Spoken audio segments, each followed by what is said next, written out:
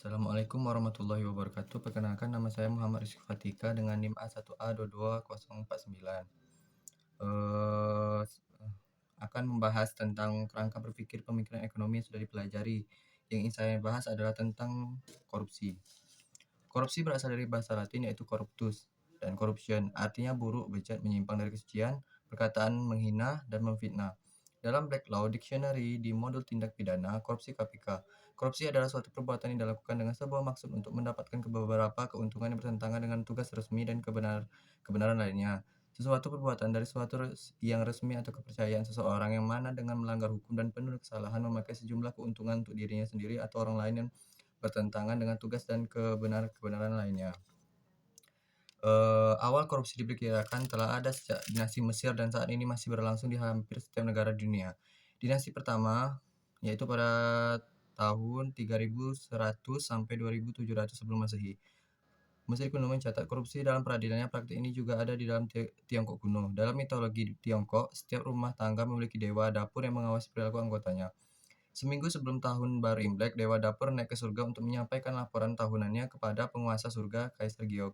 Sejarawan Yunani Herodotus juga mencatat beberapa Alkimioid menyuap pendeta Oracle Delphi, salah satu kekuatan mistik paling kuat dari Yunani kuno.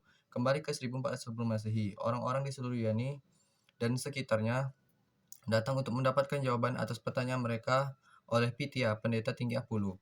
Keluarga Almaionid yang kaya menawarkan untuk membangun kuil Apollo dengan marmer Parian setelah dihancurkan oleh gempa bumi. Sebagai imbalannya, Pythia meyakinkan negara bangsa-bangsa Sparta untuk membantu keluarga menaklukkan dan memerintah Athena karena berhasil. Aristoteles mencatat, bahkan dewa pun bisa disuap.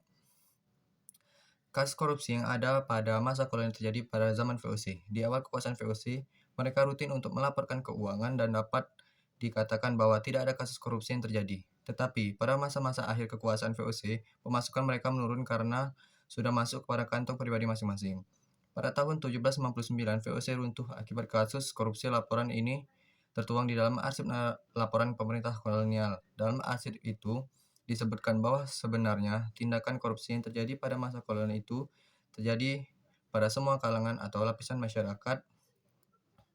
Masyarakat kelas atas yang punya kedudukan dan masyarakat kelas bawah yang tidak punya kedudukan semuanya melakukan korupsi.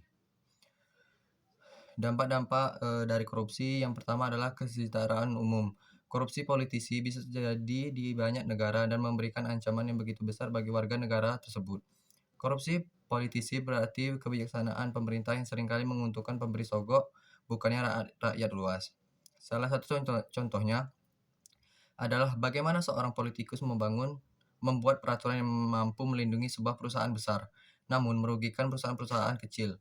Politikus yang pro bisnis ini hanyalah mengembalikan pertolongan pada perusahaan besar yang mampu memberikan mereka sumbangan besar pada kampanye pemilu mereka.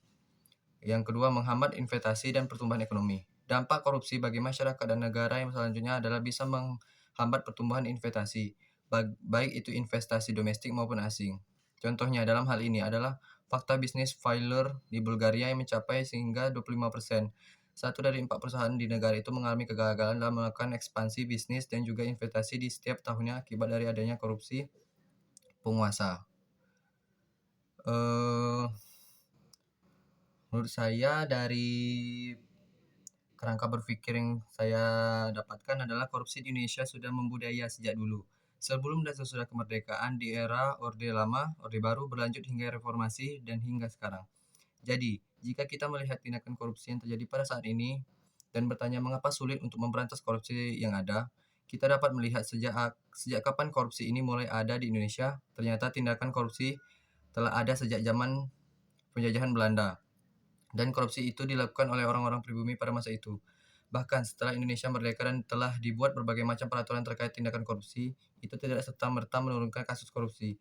Masih banyak kasus korupsi yang terjadi dan yang lebih memprihatinkan adalah karena banyak aparat penegak hukum yang terlibat dalam kasus korupsi ini. Karena itu, untuk menyelesaikan kasus korupsi ini dibutuhkan kerjasama antara pemerintah dan masyarakat dalam memberantas korupsi agar seluruh masyarakat Indonesia dapat hidup dengan sejahtera. Sekian materi tentang kerangka berpikir pemikiran ekonomi yang yaitu korupsi dari saya akhiri.